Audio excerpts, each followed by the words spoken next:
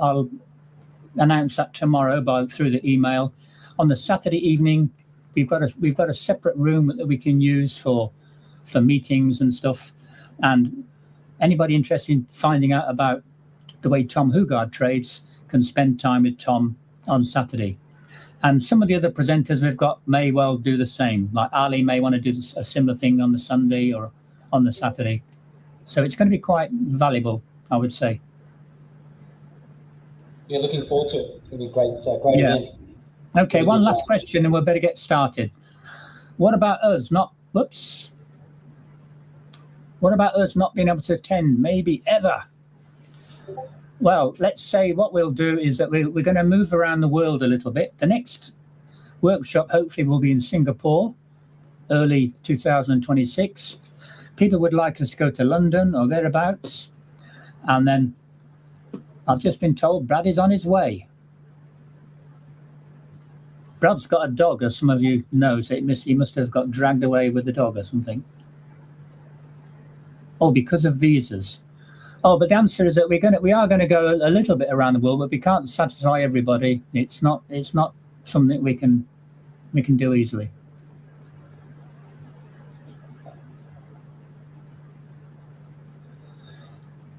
I think Mo Bean was saying. I think Mo Bean, you were asking about. Oh, sorry, no. Where's that gone?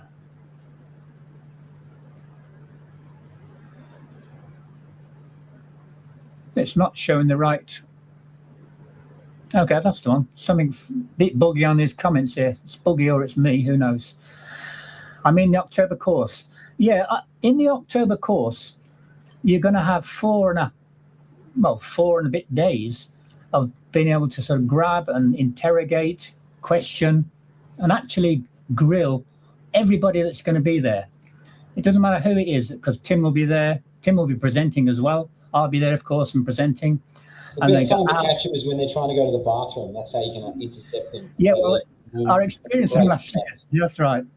Yeah, once one of us leave the room, we get trapped in a nice way, and there's lots of time for questions in as much detail as you need. And if I can't answer anything, I'll pull somebody aside who will. But yes, as Al says, and as Tom has said in his video, we want to give the maximum value to everybody that's made the enormous effort to get to Orlando. I mean, it's not cheap. Anyway. Okay, there's a question here. I'm going to start the questions and come back to the questions later, Emir and other people. Let me get rid of this comment here. Well, I was told that Brad's on the way, but it's not on the way. Where are you, Brad? Are you gonna start? We'll crack on, and I've got some more coaching material we can roll in afterwards as well. Yeah, okay. I think we better make a start. I'll make a start on. In fact, once Brad comes in and realizes what's going on as far as where we are, I can make a start on the level of knowledge needed for the coaching sessions, which will be a bit of a prelude to what he can do, and then we can take it from there. So okay, so stand by, everybody. I'm going to share my screen now.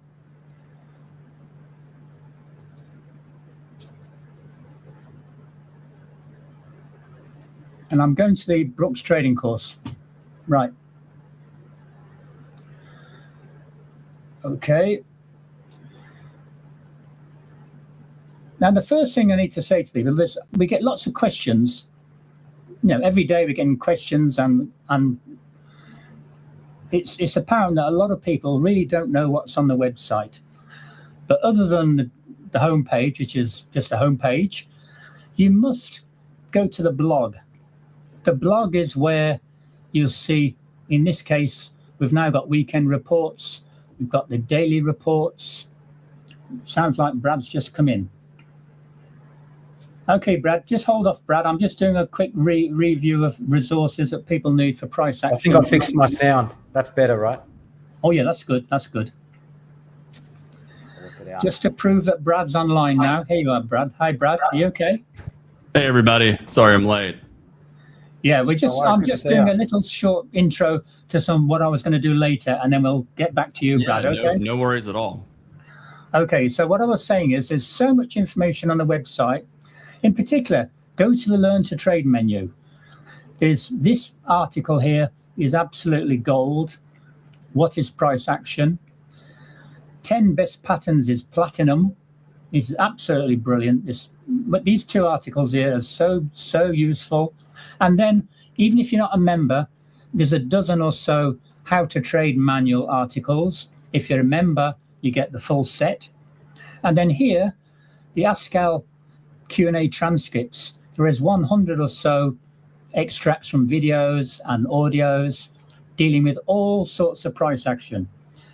So even in those top 4 there, and if you include my setup from Al, how he actually sets up his screen, but that's his personal setup.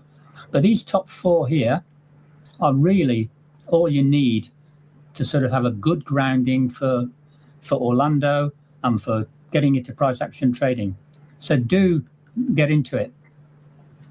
The other thing I would say is that people know about the encyclopedia. There's also a thing called the daily setups sampler, because a lot of members do not realize that here there is an enormous amount of detail here. Now, this is members only. People have bought the course. There are over 4 years of detailed price action setups. Now, this is the kind of stuff that I'm going to go through in my section. And as you can see here, unbelievable detail. And this is all being cut back now. And so anybody that's a member really ought to be studying all of these 11 volumes of detailed setups. But again, I'll finish now with this bit and say, don't forget to go to the blog. Go to the daily blog. This is what Brad writes. And then so read and study this. And then these setups charts, I've done this one because Al is traveling at the moment. Again, well, I've told you earlier, he's babysitting again. That's what I mean by traveling. He's babysitting and he's not available. But study these charts. And the last thing I would say, before I hand over to Brad, search for 5 steps here. 5 steps to finding today's trades. Now here, I mean, there's the main points you can read through, but this is phenomenal. Hi, I'm Al Brooks. Thank you for watching this video. I want to share with you today an approach that I've had for more than 3 decades. At the end of every day, I look at my chart and I mark it up. I draw lines on it. I think about possible entries, possible exits, how to manage Brooks trading course, which is for other people risk the chart. Some people prefer the. Okay, so find this if you've not found it already, study it, and do this every day. And then you'll come to be able to draw the charts in much way. This is, excuse me. So that's okay. All right, so there you go, Brad. So are you ready to take over then, Brad? Yeah, no, absolutely. I apologize. I had to fix something on my other computer, but yes, I'm good here. Yeah, I thought it was probably your dog had dragged you away or something. And yeah, you know, my mixed up on time zones, but I'm all good now. Okay, well, I'm going to step back into the background, and Tim is coming in and out and back in the background. Yeah, and as always, feel free to chime in, and absolutely. So let me just. Yeah, on that topic later on, I'll give you. Sure. It'll be you for at least 20 minutes or whatever it is, and we can all pop back in and contribute, and then go into pick up where I left off. Okay, then. Talk to you later, guys. Yeah, absolutely. Mr. Brad Wolf, our resident trading room presenter, along with Tim Fairweather and others. Bye for now.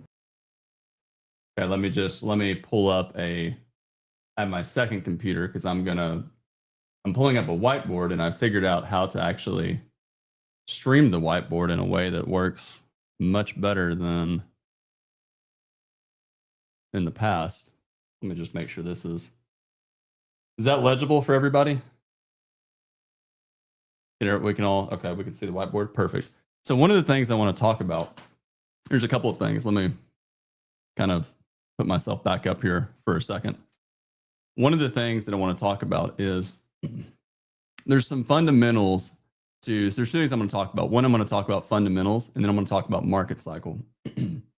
I'm expecting that everyone listening has the video course or has at least a brief. I'm not going to go into exactly everything that Al says of the market cycle. And so therefore, if some of this is confusing, go back to the video course and reference the videos. So there's two things I want to talk about. The first is fundamentals. And I'm just going to label these as what are the main points.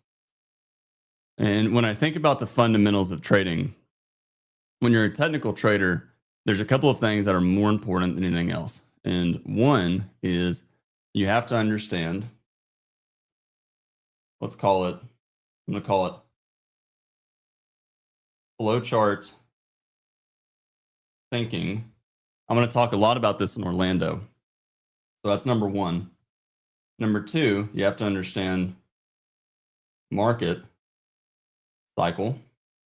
And this is major versus minor reversals.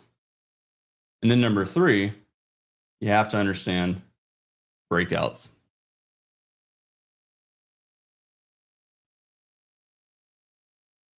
Okay, so let's talk more about flowcharts.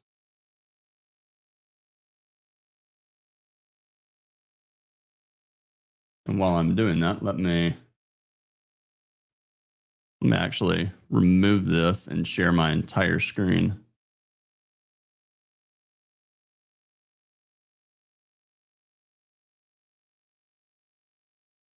There we go. Do this.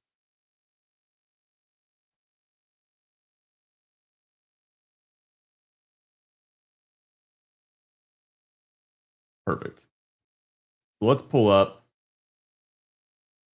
Look at TradeStation for a second. And I want to look at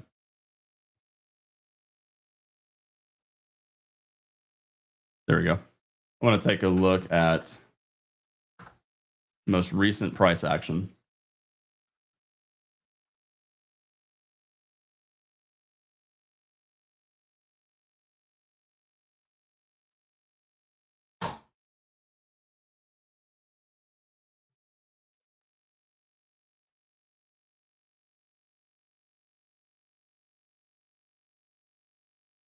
There we go.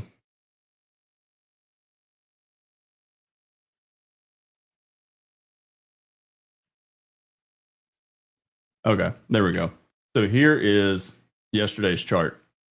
And one of the things that's extremely important is what a lot of people do when they start trading, they get really excited and they really don't have a game plan coming into the session.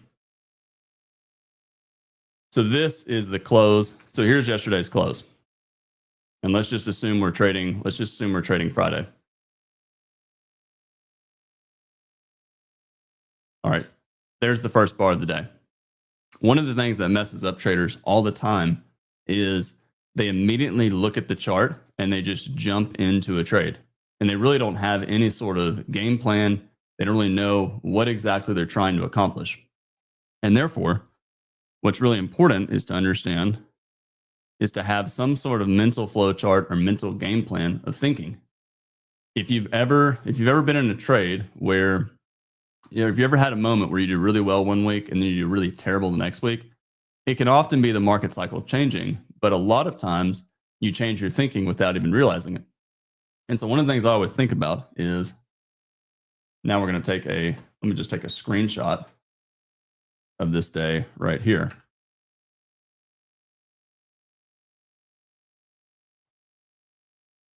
We're going to go back to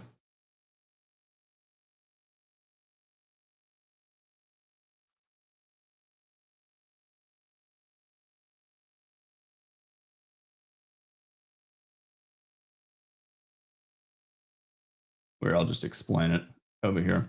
One of the things that it's important to think about first is you have to decide if it's a trend or if it's a trading range. And one of the things I think about whenever I'm initially starting out on any day, my first question is trading range versus trend. Now, if you think about it, how do you decide on if it's a trading range or if it's a trend? For me, a trend equals 15. I always use 15-ish because sometimes it's 15, sometimes it's 12, but 15-ish bars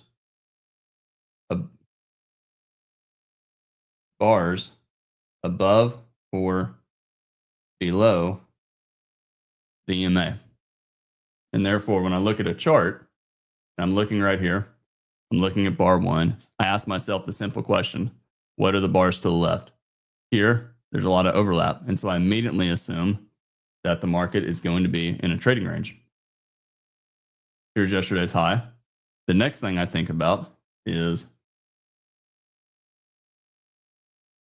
it's in relation to trend or trading range.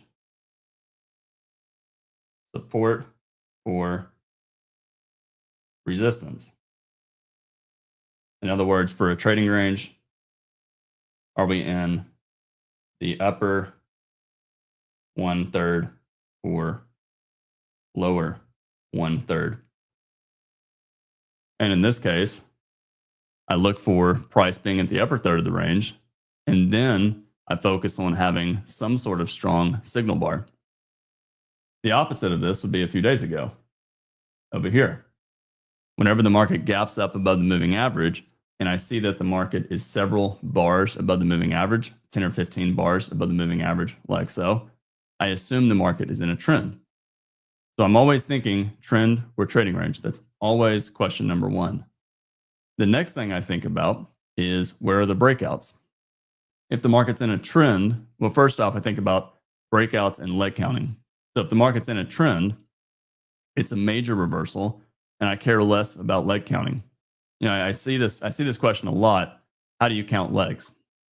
And one of the things that I hear from people, and I see it a lot in the trading room, or questions people ask, is they get too wrapped up in leg counting, and they don't understand the point behind leg counting. So let's look at this chart right here. If you've been in the course, you know Al talks about wedge tops. We have a wedge top right here, 3 pushes up, 1, 2, and 3. However, what's the problem with it? You're in a type wall channel, all the bars are above the moving average. Whenever the market's in a trend, I think about it as a mental flow chart, where if I'm here, if the market is in a trend, I think about it as being a major reversal, and therefore the next thing I think about is leg count. Leg count is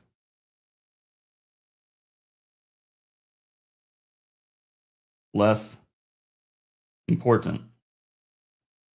So looking at this chart, the only thing I care about is the fact that the market's in a trend, and I assume every wedge top is going to lead to a minor 2-legged pullback.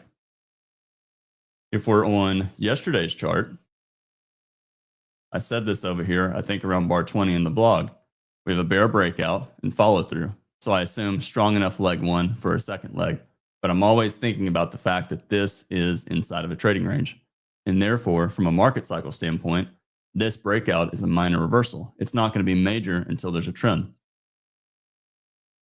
And so the market's going down right here. We have 2 strong bear breakouts.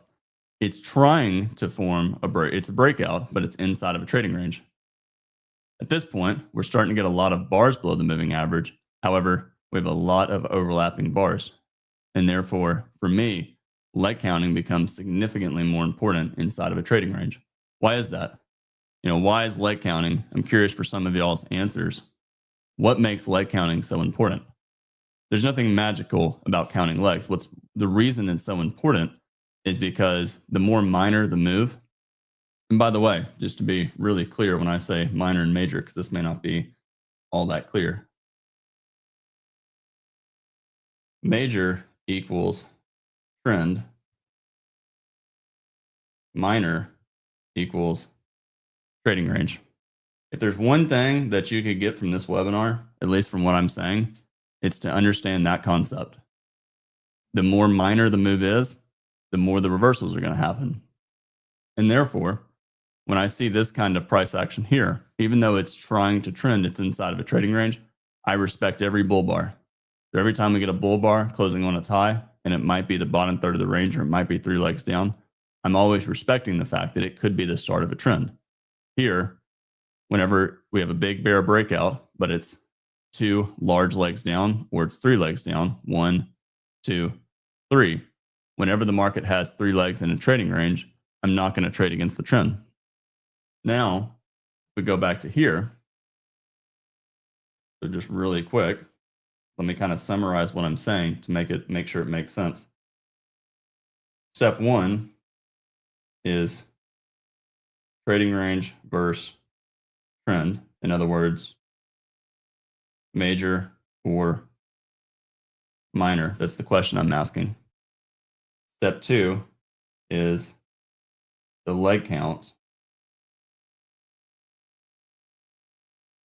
If it's major, only care about trend direction. If it's minor, respect both sides. Now, what does respect both sides mean? It means when the market is in a trading range, whenever there's 3 legs down, well, let me say this, whenever there's 2 legs up or down, I'm going to exit above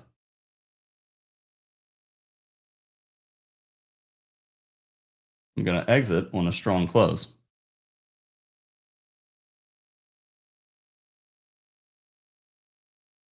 If it's 3 legs,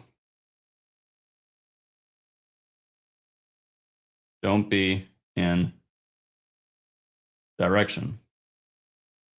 So why am I saying that? When the market is in a trading range, whenever there's 3 legs down, I'm going to exit for sure. I'm not going to hold. I'm not going to be, if I am short on a bar like 26, I'm going to be really, really fast to exit if there's a bull bar closing on its high. Let's find an example of a second leg trap. Here's a little bit of a second leg trap. So right here, if I'm analyzing this chart here, we have a trading range open right here, and it's a little bit of an expanding triangle. And so what's the first question I'm going to ask myself? The first question I'm going to go back to is understanding the leg count. Or I'm going to understand if it's a trend or a trading range. Are we in a major or minor reversal? So if I go back to this chart, major or minor, where's the moving average? If the moving average is flat, it's trading range. Therefore, it's going to be minor. And until the market can get at least 15 bars, and ideally, I want to see a strong breakout of those 15 bars, closing above or below the moving, closing above the moving average and above a lot of bars to the left, I'm going to assume that the market is in some variation of a trading range. So in this case, even though we have this rally here that's trying to form a trend, I'm going to assume that it's probably going to be more minor. Why would I assume it's minor? Because we have 1, 2, 3, 4, 5. By bar 33, we have 5 closes above the moving average. And therefore, it's a start of a trend, but it's not 15 bars. It's not 10 bars. And therefore, it's not clearly in a trend. And the other thing I think about is if the market's minor, I'm always paying attention to leg counts. So here, if it's a trading range, I'm always thinking, what are the possible leg counts? Here's a push up, 21, 22, pull back, and here's a large second leg. Or maybe this is a bull breakout, leg 130, pause 31, and then a second leg up, 32. And whenever I see a potential for 2 legs up inside of a trading range and I see a bear bar closing on its low, I'm going to respect the bar. I'll often get out below the bar, or I'm going to get out after 2 or 3 bars. We have consecutive bars strong enough to exit. This is much different than the start of a strong trend. In a trend, you're expecting the market to go sideways. So going back to this basically right here. The more major the market is, the more trending, I only care about trading in the direction of the trend. But the more minor it is, I've got to respect both sides. Now, the question is, why would I have to respect the opposite side of this trade right here? Because the reality is, this might be at some sort of wedge top or broad channel. And if it is, this could reverse all the way back down here.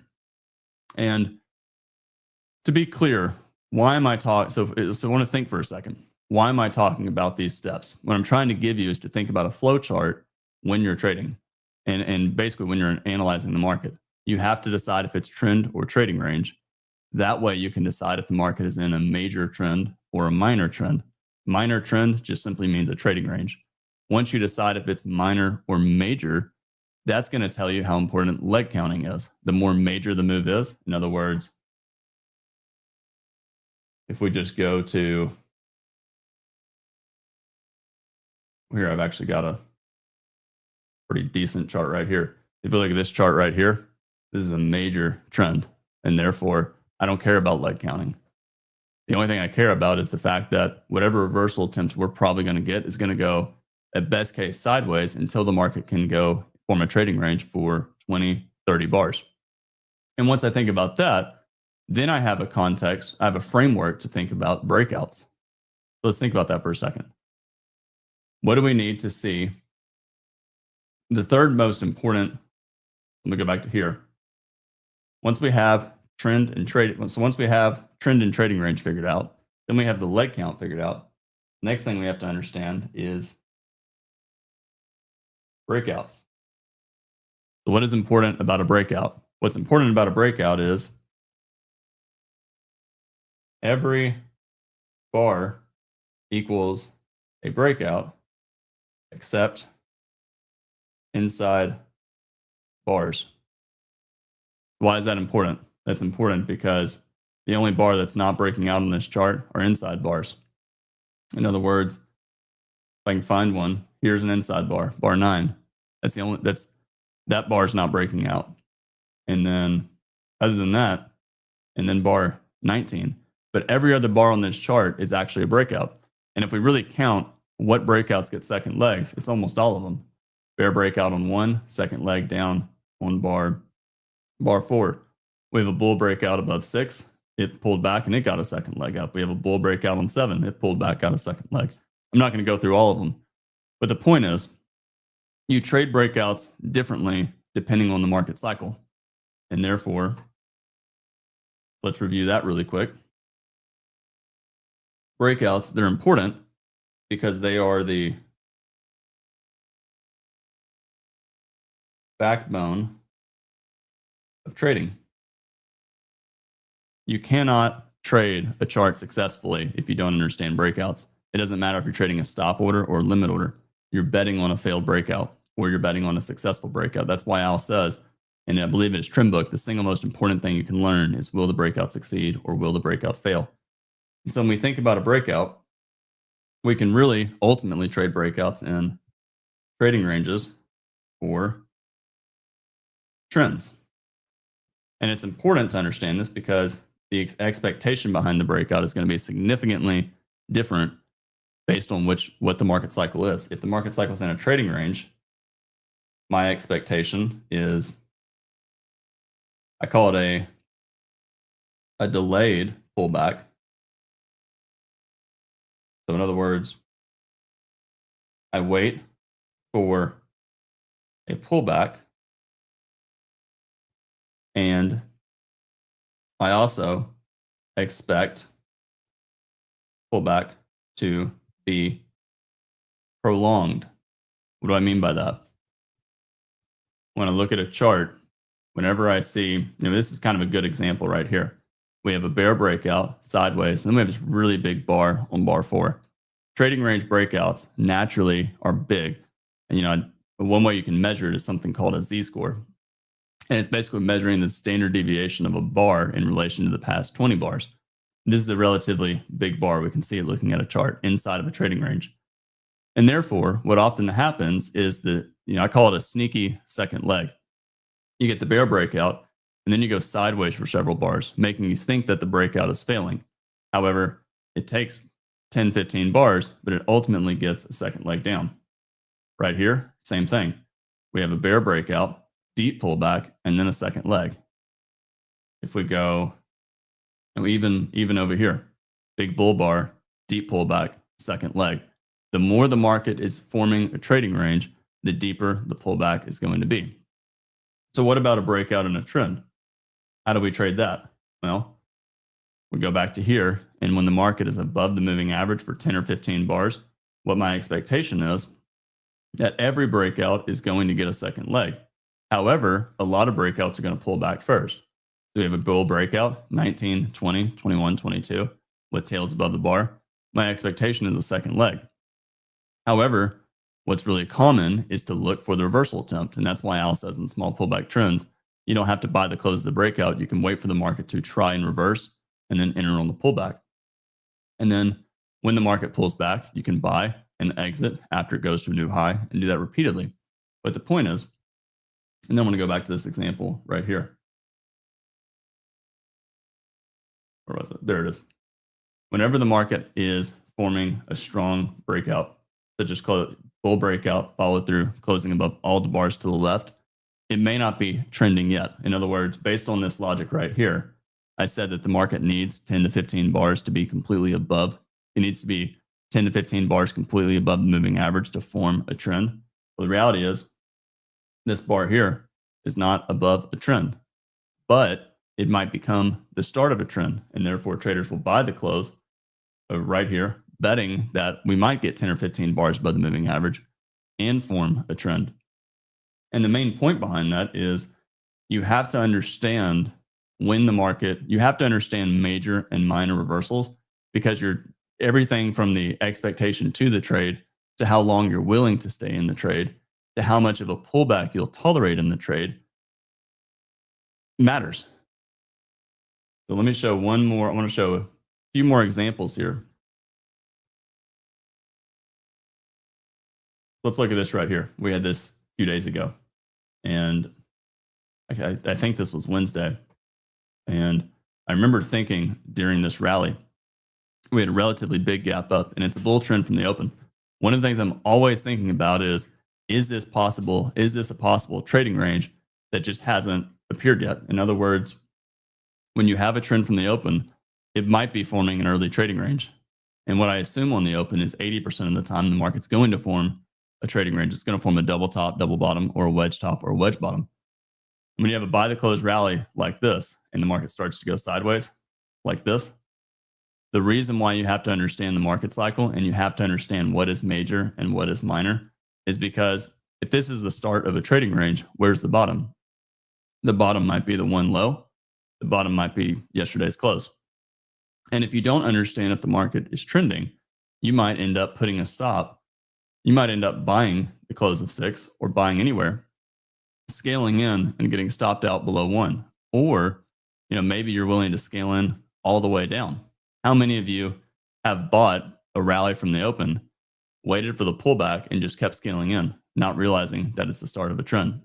The reason is you're not understanding the market cycle in the higher time frame.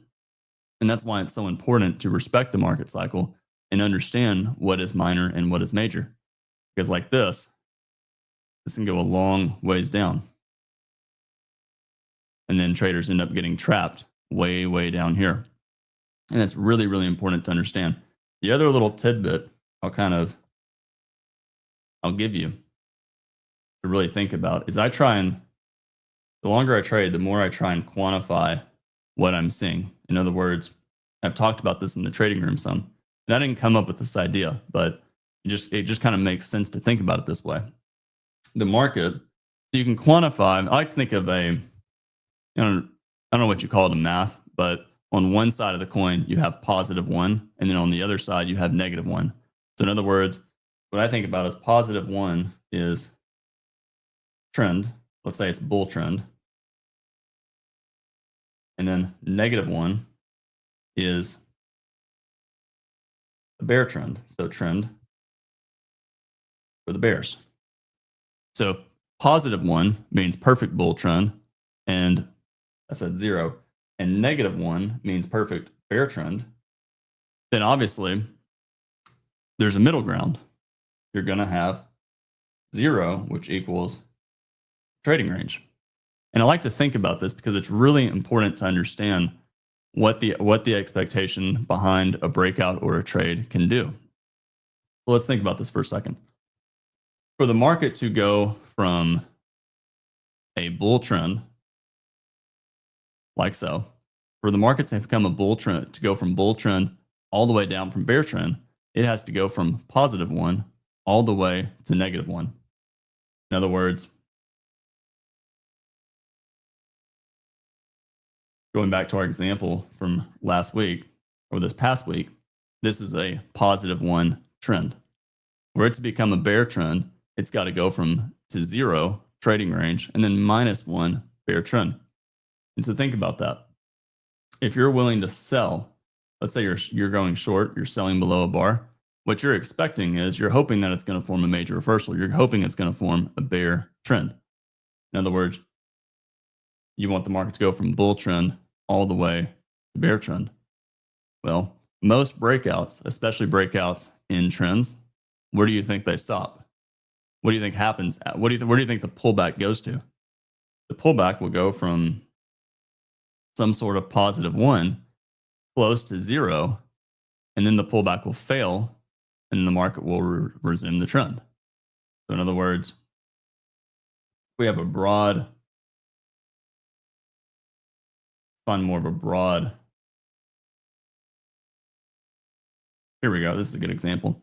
So bar 11, I believe this was last Friday, we had a sell-off down to the close of 11, and that's a bear trend. So it's a -1 environment.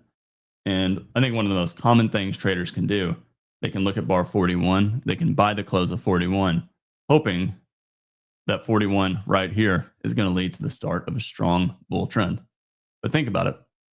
All the way down, the market has been in a bear trend. So it's been -1, and maybe down here to 21, 22, it's not -1. Maybe it's, -0.8.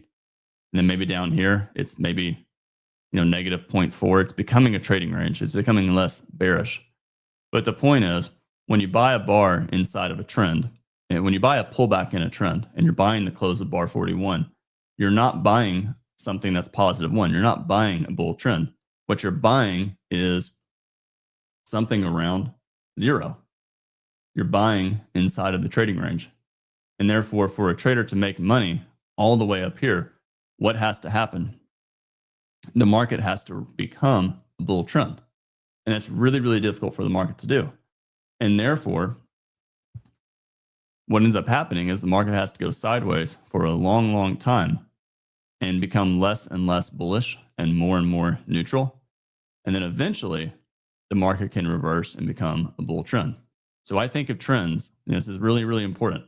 I think of trends as a -1, and then a little bit less trending, so maybe 0.8, and then a little bit less trending, maybe 0.7 or 6, then a little bit less trending, maybe it's getting down to -0.4 or 0.3 or -0.2. It's becoming more and more neutral in a trading range. And the reality is, this entire sell-off right here is becoming a trading range. It's becoming less and less trending.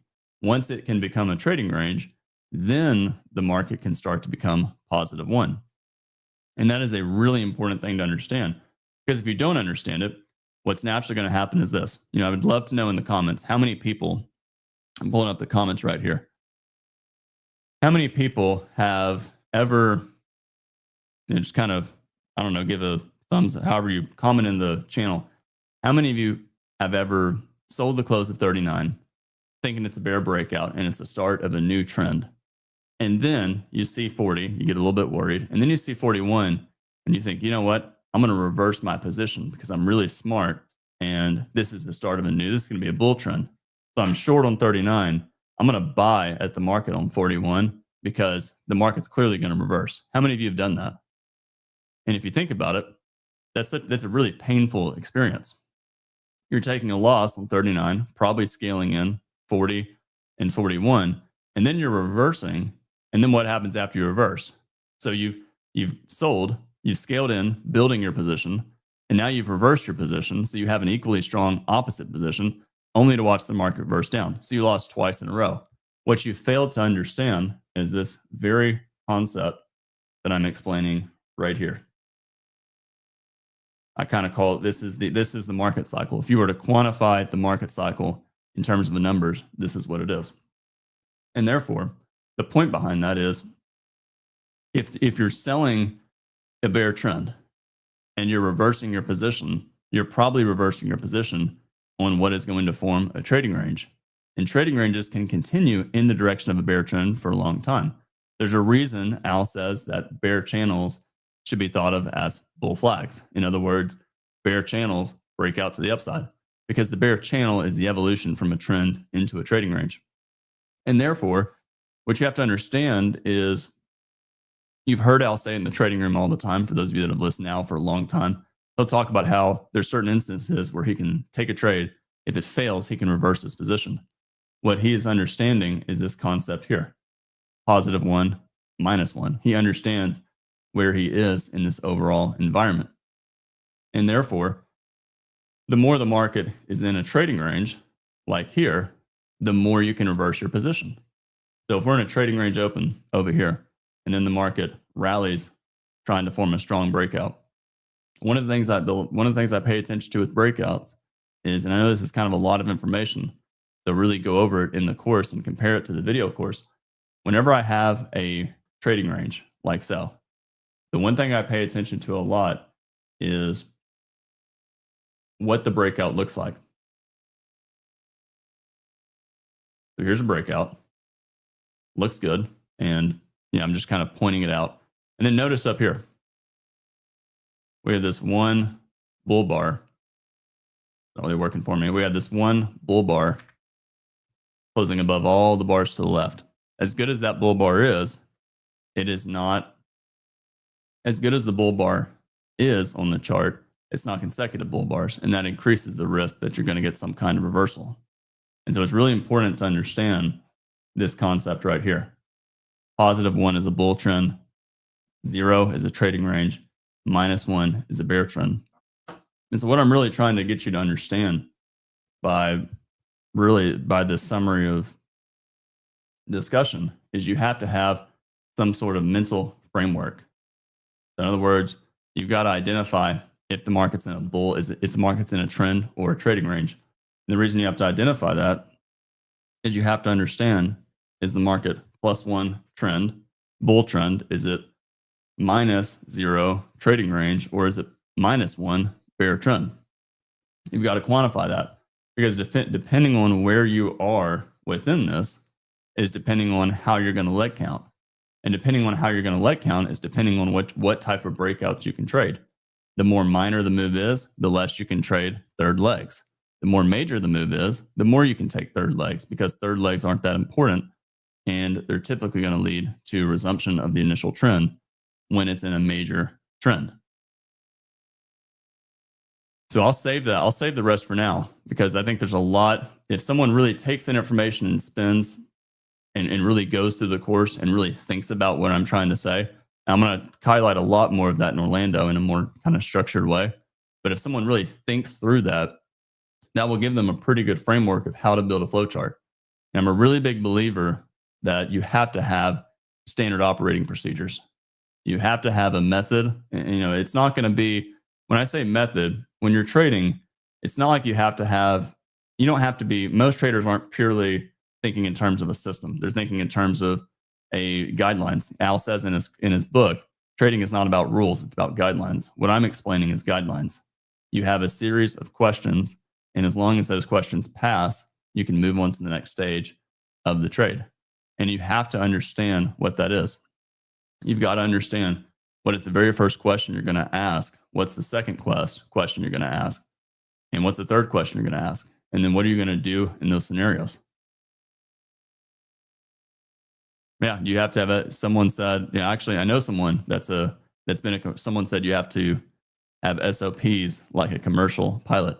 Yeah, I know a commercial pilot that's a trader, and they have the same viewpoint with their trading, and it's done well for them. That is absolutely a requirement. So Richard, I don't know if we want to do next. Do we want to take a look at questions, or we can save the questions afterwards? I think that's probably a good stopping point for now. I'll go back to us. Okay, can you hear me? Yes, I'm back in here. Yep. Thanks, Brad. That was great. Yeah, what we can do now is for about 5 or so minutes, not much more, is answer some of the general price action questions which are popping up. And can I ask people to only post a question once, because there's some of you out there, there's about 4 or 5 questions, the same question being put up repeatedly, because it scrolls out. We see them all and we mark them up if there's something we're going to refer to. So don't keep asking the same question, because it gets awfully confusing to find things and we're not sure what we've answered. Okay. So thanks, Brad, for that. And say Brad was covering the basics of the price action fundamentals and the market cycle. And I'll be touching a bit of that shortly when we finish with some Q&A now. And so I wanted to, sorry, if one thing that's coming to mind, Richard, if you don't mind me saying it, for some of these questions, I think it's really, really important. This can be overwhelming. And I'm sure the stuff Tim's going to talk about in a second with marking up a chart will be overwhelming. And what you have to do, you have to take it from the most simple form you can think of. That's why thinking about a stop entry in the most major, what are the major trend reversals of the chart? Start with that and then work your way down. And if you're overwhelmed, it's kind of like the video course. If you're overwhelmed, take one video at a time. And it's okay to spend a week thinking about one video. You're trying to learn this to do it for decades. You're not learning this for a month. Sure. Yeah. I think that reminded me of something I said right at the start before you came in as well. That shall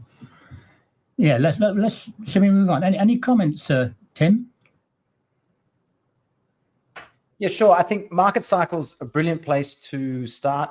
And I think Brad said he's going to talk a little bit more about it in Orlando. But to that point, if market cycle's an area that's weak for you, then that's a great focus to have for the next couple of weeks. So every day you do a bit of work, and that's your one thing you focus on as you trade. And then even though you probably have 100 different areas you want to get good at, by picking one, you'll be surprised at quickly they all connect to one another. And I think market cycle and leg count that you mentioned today are probably the two that you get the best bang for your buck. You're going to get a lot of improvement out of those two. So that was brilliant. Absolutely. And just even with questions, there's a lot of questions in here. The longer I trade, the more I respect the answer Al would always give to certain questions. You'll know, and it would be, you'll know it when you realize it, and you have to think about it until you understand it. Yeah. And you have to formulate that viewpoint about whatever the chart is. Okay, well, here's one question to answer and then we'll move on. This is a very long question, so I don't normally put long questions up. But it's interesting because it's worth... This is basic price action. Could you please explain what we should do if our entry bar is disappointing or goes against our signal bar? If it's in the same direction, which Brad was talking about as a signal bar, can we move the stop to the entry bar? And can we apply this method in all market cycles? Well, my initial answer to that one would be that this is not the way to trade. You have to set your stops in the right place. You don't just work on a single bar. And this would tend to show that you're basically more anxious about trading than you should be. You've got to be looking ahead. You've got to look for profit targets. You've got to set your stops below swing lows or swing highs or in appropriate places. So don't be focused on moving to break even so quick and stuff like that. And just one other... Go ahead. Sorry, Richard. No, say Brad. Yeah, one other comment. I just shared, I just talked about these ones, positive one being bull trend, negative one being bear trend. And that's why. If you can't look at a breakout, Richard, you just said, you can't look at a breakout bar or a signal bar without everything to the left. The way you treat a breakout is going to be vastly different if it's in a trend versus if it's in a trading range. And therefore, if it's in a trend, look at the monthly chart. You can scale in. You can just buy the close anywhere, buy more lower. You're probably going to make money. But if you're doing that in a small pullback bear trend, you're going to get killed. You have to understand the market cycle. That's why that flow chart question, the first one is trend or trading range, because that dictates how you're going to trade everything else. Yeah. I can just throw in about the market cycle there. So that question, I would take the question and put it with the market cycle and say, okay, if I'm in a breakout and I have a good entry bar, in a strong breakout, you get good follow through bars. That's one of the things you want in a breakout. If I buy a good bar and my entry bar is terrible and the follow through bar is worse, then this is not a great breakout. And that might be one of the occasions where you're a little bit more aggressive getting out of a trade. When you've been in a channel for a long time, then it's not so important. You know, traders are not buying high, they're waiting for the market to come back. So I can only get in that trade if I'm comfortable with the next couple of bars being sideways to down. So having a plan, which is what Brad was saying before about procedures, in this part of the market cycle, this is how I want to trade. And then you can go and get sharper on that plan. Sorry, Richard, I went on a bit. Okay, yeah, I suppose, well, we'll move on now because we're into the second hour, and that's midnight for myself and Tim Fairweather here. I'm copied up, mate. I'm ready. I'm already, and I've got some electrolyte drink here. I'll have a sup of that. Right, okay, so let's move on, and we'll go back to where were we here? This one here. Coaching session number 1 of 4. Now, let me remind everybody, this one is a public webinar, but the follow-up sessions are going to be for 2024 and 2025 workshop attendees / registrants, that people have signed up. So this one is the introduction to how we're going to conduct the next 3 coaching sessions. After Orlando, we're going to also provide another 4 coaching sessions, by which time this is for people who are part of the 2025, this year's Orlando workshop. So anybody signing up for Orlando is going to get 7 of these sessions. And then we'll jump into group coaching proper with a reasonable low fee, something people can afford, small groups. And by that time, we'll know. Small groups, hey? So that everyone gets a chance to speak and review. Yeah.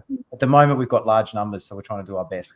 Yeah, now we've got, just for people interested, we've got 370 people online here, and there was about 200 and something on YouTube. So there's over 500 people watching this. So thanks to everybody for taking the time. And so, but can you imagine 500 questions coming in one go? Well, again, there's a lot of questions coming in here already. So anyway, so let's move on. And so I'm going to do this price action setups, which is a follow-up from what Brad has been talking about in terms of what to look for, market cycle, support and resistance, basically, and also referring back to the reference I made to Al Brooks's 5 steps to finding today's trades, because that's what, in effect, the daily blog chart is doing on Brad's report every day.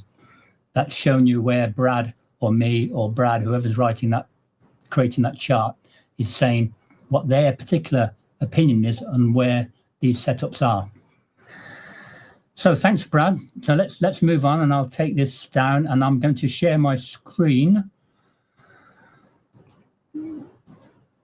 This is going to be a PowerPoint presentation.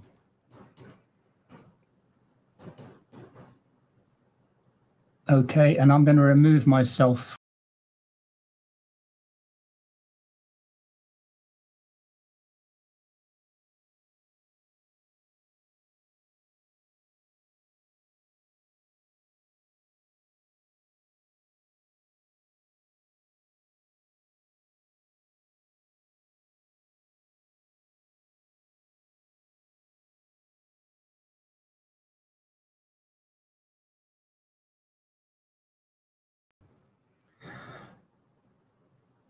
So let me just put this to full screen. There we go.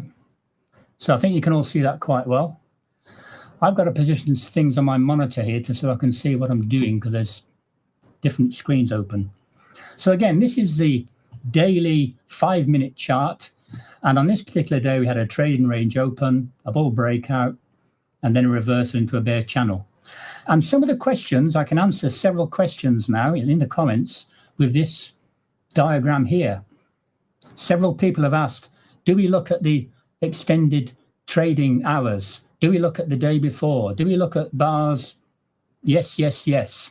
I personally trade the extended trading hours because I'm in Hong Kong, and I prefer that anyway. But this is regular trading hours here, and this is the overnight ETH. And you can see from here, this is before this chart existed. This is the day on the chart. Resistance was at the top here. It went flying up here, hit this, came all the way back down, and it finished. Actually, there's support here as well, where the market reversed. And then, not only that, there's a measured move down to this point here. I mean, how much more kind of evidence do you need that learning price action is useful? Resistance, support, measured move. And if you were just looking at this point here, this is a bull trap for a lot of people because it moves up here and it goes, wow, look at this, wonderful. Now, when you're doing price action trading for a while, you'll be very wary of big bull bars in a string of bars. Al is saying it all the time. Brad is saying it all the time. So Rose is saying it all the time in the trading room and the Tims. So if you get a number of bars like this and woof, be careful, be careful. And as you can see here, that's what happened. But the intention here is to show you what you should be looking for. Now, getting back to coaching now, that's the questions I wanted to address. Yes, look to the day before, look at the overnight highs, lows. Al looks at the weekly open and so on, month open. When we're looking at coaching, we want you to look at your chart, your trades for the day, and then give us a chart marked up, which I will give some examples here, and Tim will go into more detail. But we want you to mark up charts on the trades that you took, whether it be a sim trade or a real trade. It doesn't matter that much. It depends on your level, your confidence in yourself. But we want to see where you go in, where you come out, where your stop was, and so on. Because the thing is that looking at this chart now, let's just go through it briefly. Now, do the other thing that Al Brook says. Ignore everything to the right here. Just look to the left. So looking to the left, you're looking at yesterday, or overnight in this case, or yesterday, or both. And then from this point on, so looking at here, we're in the middle of the range here. And then, so we're coming into the middle of the range, we're going up, we're getting a wedge. So what's that going to do? Well, it did turn, in fact. So I didn't finish off what I was saying. Focus to the left of the chart and forget what's on the right. So we're moving this way. Yes, there's a wedge. There's a good bar. We've got several good. We're in a channel here, so it's a reasonable sort of trade there. 2 trades. And then as we go down, double bottom with the overnight low. That's this one over here. So really, you're getting good information from the overnight low here. You can see buying pressure on this bar here. So you wouldn't be placing a trade here necessarily because, again, especially here, it's going sideways. And the next thing that happens is this double bottom, which really goes across to here as well. It's a triple bottom if you count overnight, this one and this one. And yes, there's a trade there. There's a series of trades here. And now we're approaching the top here. So breakout, as Brad was just talking about earlier. We're breaking out. This bar is the breakout bar. But again, be wary. Be very, very wary, because if you look at the chart here, there's resistance here. So be very careful. Double top with overnight high. Bull trap. So again, just look at the bars so far. What do you think is going to happen here? Well, it's a good chance it's going to go down. And that's what these are the charts that I put up on the website some days ago, by the way. So you can see I'm just repeating them with some animation. And so we're going down. It continues to go down. It's getting a little bit risky here, but as you know, we've had many days with a very strong bear or a bull trend, so it's a reasonable trade. It didn't work out necessarily, you might think, but by the end of the day, it certainly did. And then we've got a strong tight bear channel, do not buy pullbacks, and then it carries on all day long. Consecutive wedges, a sell climax, a bear trap. Again, this buying pressure here, the reversal here. And again, personally, I don't take trades at the end of the day here anyway, but they're not really safe to take trades here. So that's just an example of how, if you're in the group coaching, you could, and then you took this trade here or this trade here, or if you got in late here, say, doesn't matter. Give us the details. Your stop should be above here, and your profit target should be, if you're getting in here, it should be 2 to 1, which will take you to the bottom here, for example. But by the time you see this, you know it's time to probably think about getting out. As that goes back up there, you're probably out. So day 2. Again, this was a bull trend from the open, a wedge top, then a bear channel. Now look at what's happening here, a 3-day trading range. In fact, this is what today's chart I put up today. I put the same kind of chart up, 3 days of trading range. This is the RTH, regular trading hours. So you can see we're in the same range here, and we've got all this room to move to. Now this is an overnight rally. This is the rally here. This is the overnight here. So it's continued going up. So there's a good chance it's going to go back up to here. And so you get, but where do you get in? You want to wait here, get in the next bar later, up to here, and then a wedge top here. Potential reversal. And when I say potential, remember it could be a minor reversal or a major reversal. Brad was talking about being able to differentiate between those with your experience and looking at the market cycle. So looking at this 3-day range here, it's quite possible it is going to go down.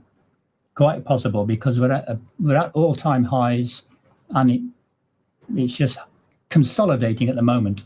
It's either institutions selling lots of stock or they're buying lots of stock, and we'll find out over the next few days whether it's going to go higher or lower. So carrying on, another wedge here, but we're in a bear channel now. Take that trade there. We're in a bear trend, lower lows and highs. So just keep selling. Again, don't buy. If you do buy, it's a scalp, but I'm talking about stops. I'm talking about, swing trades. But we do have a double top here, a bear channel breakout. So you've got a channel here. It's a strong breakout. So good trades there. Another double top, but a limit order market to close. And 3, same thing again, trading range open, breakout and bull channel.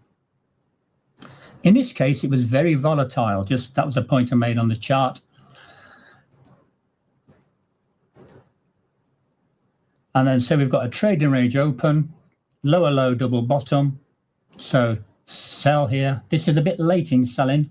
By this time, you realize you're in a trading range, and then you can buy a couple of times here, but then you realize that no, it's at this point in time, it's not going anywhere. But bear in mind, like I said before, the stop is not below the bar where you get in. The stop is down here. So all of these trades here, these 2 trades are fine. These 3 trades are still fine if you can just go off to Walmart and come back later, as we say. And now we're going down to a possible bottom again, another double bottom, and it just then goes up. So here, small pullback bull trend and a breakout from the opening range. Keeps going up. Wedge, be careful. Reversal. And then by the end of the day, we had a measured move, which didn't quite get there, so it failed. Another trading range into the close. And another wedge pull back here, quite strong here. So the last example, buy climax bear channel and midday reversal.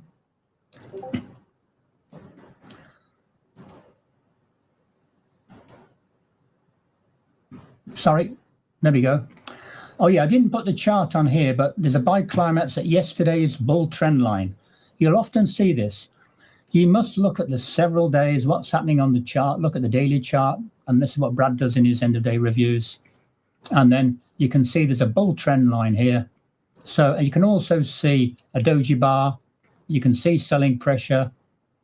So be careful. On the order flow that I use, which I'll demonstrate in Orlando, in these situations, you'll often see an enormous number of large orders coming in, limit orders. And that tells you that people are offloading. So it tells you to do not buy. And why don't you buy? Because it's going down. And so there's a weak high two here, again, with the tail on the top.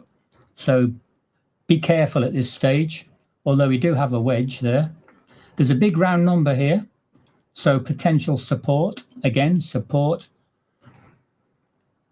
together with a wedge, a fairly reasonable buy. I mean, often I would not take that because it's in a bear channel. So often I will advise people don't buy in a bear channel.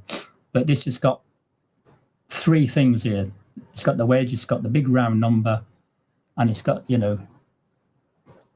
it's not really a double bottom. It's a bit far out for that.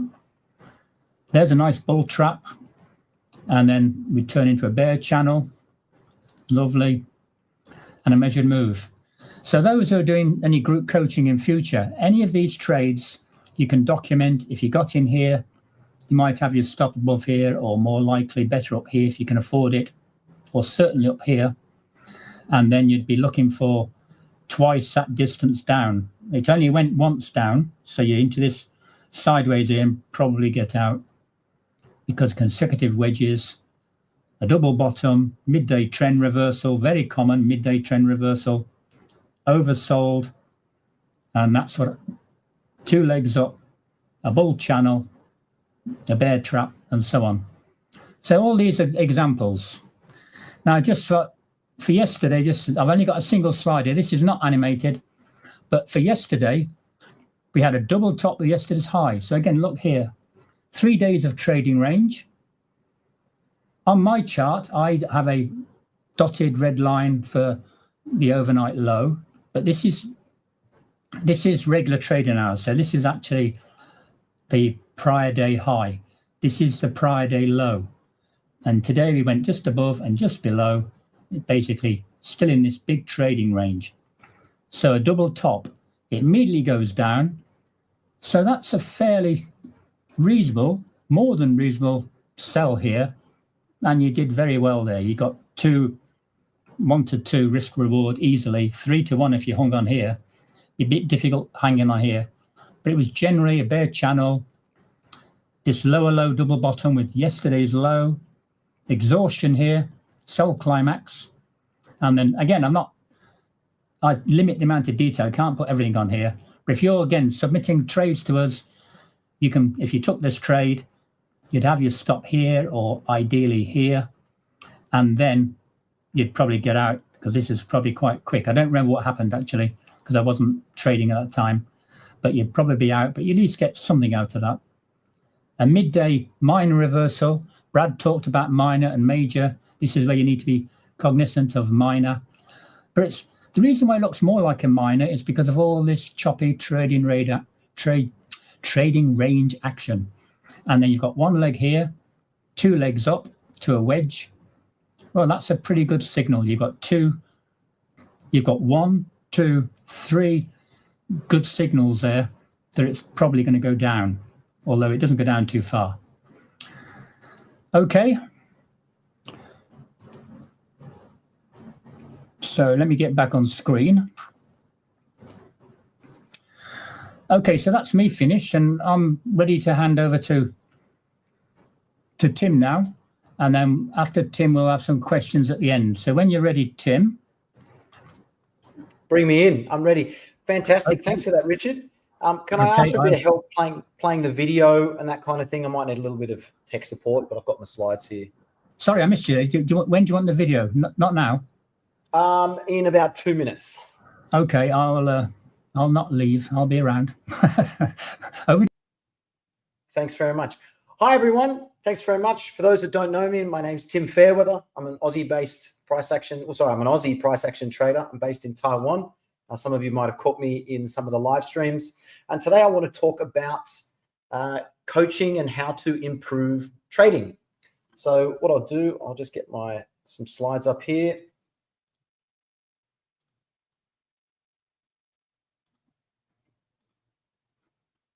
Just let me know when these come through. Here we go. How's the mic? We're coming through okay? I'll try not to speak too quickly. Sorry for everyone who has English as a second language. It's the Australian part. So let's talk about coaching. So I believe the purpose of all coaching is to develop the ability to coach yourself. Okay, so trading is no different. We're trying to improve a skill, and in terms of trader coaching, we need a way, a format for us to follow to improve that. Now, full disclosure, number of successful trader coaching clients, 1. So I'm not here saying I have the ultimate trader coaching system, but it worked for me. And what I am hoping is that some of the tools and techniques that did work, that you might find will also work. So in the last couple of years, I've been fortunate enough, I got invited by Richard and Al to join the team to present online. And it was great. We got lots of questions, and someone sent me a big message about how can they improve trading? They're ready to give up. They've lost lots of money. And I said something quite simple. I said, hey, if you mark up a few of those trades, put them on a chart, send them across, what I'll do is I'll do my best to suggest something that might help. I can't promise anything, but if you mark up your charts and send them through, I'll put a comment in. And he said, that's a great idea. Now, on the stream, I said, hey, anyone that wants to send them in, please do. So I got 20 messages, and I got a really funny one from Rose as well, because I don't know if Rose remembers this. She said, hey, Tim, I've got 6 gigabytes of trade markups here to send through. Do you want USB, Google Drive? I said, print them out and courier them across. And she said, are you worried that you're going to get inundated with thousands of charts? And I said to her, I have a hypothesis. I have a theory, because we know that only 5% of retail traders make money, but I'm not sure if that's because 95% of traders lose money because trading's difficult, or because it's just difficult to change our own behavior. Now, I can tell you, after several years of people contacting me, the percentage of people who've ever sent a chart through, and it's actually slightly less than 5%. So the first thing I'd like to bring about coaching is that if you want to separate yourself into the top 5% of traders, you need to mark up your charts. How simple, right? In such a competitive industry, the bar is actually very, very low. So I thought I'd share that to kick us off. You see, I've got the cedilla there because I wasn't sure how much time I'd have left. I want to share some of the tools I use to improve my trading to a higher level. And I'll be honest, I would have to be close to like the worst trader on the planet. I would have 17 losses in a row, no problem. Like just weeks and weeks of losing trades and losing days. So if I can learn to trade, I'm pretty sure other people can do too. And these are some of the techniques I use. I'm going to talk through how to mark up your trades in a neutral way. So most people mark up their trades and they have a big story on the left-hand side. It's not a particularly good story. It's not a Jason Bourne, it's not an action thriller. It's not a romantic comedy. It's not a Quentin Tarantino where you start at the end and then back to the beginning. No, it's a fairly boring story. We don't want that. We want neutral. How to record stats to spot your edge, and how to identify areas to research. Now, just to check whether the 5% number was real, out of the 73 responses, there's the 5%. There it is again. So it's pretty common. I'm wondering, Richard, would you be able to help us play the chart markups video? Let's get, let's see if we can kick that off. It's a very short video. It's only a couple of minutes. In this video, I want to talk about trade markups. So I want to take you through the Word document and the Excel document, which I'm showing at the moment. This is going to give you an idea of one way, not only to mark up your trades, but to review past performance from a neutral perspective. So there's 2 main parts to this exercise, which really helped my trading. One is I've got a running Word document here, and I have a screenshot of the chart, and I also have a screenshot from a spreadsheet. Okay, so you can see all my trades here. Am I long? Am I short? Red for sells, green for buys, blue for exits, and the dots are where my initial risk is sitting. And that's really important because I want to be able to see the risk that it took on my trades, whether they won or lost. Also, the spreadsheet is going to have some formulas in there, which is going to help you see how you performed relative to the volatility. If I made 20 points, that's really good on a day where the whole day's range is 40 points. But we've had days that are 100 or 200 points, and then making 20 points is really just one bar. So that helps to be able to compare between those two. You can see here I have a spreadsheet. Now, a lot of these columns are grayed in, and that means that if I put the date in, let's say today's the 11th of July, it's automatically going to update the month number, the week number for reporting later on. You fill in the middle instrument, long or short, continuation or reversal, with always in, against always in, and trading range, average bar range, this is the volatility, probability of the trade as you see it, and therefore the risk reward you need. Where's your stop? Initial risk. And then when the trade's finished, you can put in your actual risk, how far the trade went against you, gain or loss, win or loss, and that's it. Everything else is going to update. Once you've finished with the day, you screenshot that and paste it back onto the chart here. So every day is going to have both of these bits of information. Why do I think this is the best way to mark up your trades? Well, let's take a look at this chart here. First of all, I can see that I only took long trades. And that's important because on this day, we had a swing down, a swing up, and then a swing down. We had a swing up, a trading range, and a swing down. Therefore, at least half the day was to the short side, but I can see that I didn't sell anything. That might be finding an underlying issue that I find it easy to take long trades. You can also see over here, even though I won both of these trades and had a break even, this is highlighting in red. And that means I closed my trades before they went one bar range distance. So I'm scalping, but I can also see this day went at least 60 points. So why am I taking less than 5 to 10 points on the day's range of 60? So that can highlight a few issues. I'm closing early, I'm unable to sell, and that provides an area that I can then zoom in and work on. What about on this day? Here you can see a huge swing down, but over here, I was only able to buy. This might be highlighting that I have a weakness for strong moves on the open, and that is a weak point in my own trading. So this makes sense to me. It shows that I'm more comfortable taking a reversal. But even here, why didn't I sell? Second entry short at the moving average, that's a clear short. So for me, that's a mistake. So this is, I think, a really useful way to observe your trades. I know that most traders don't mark up their trades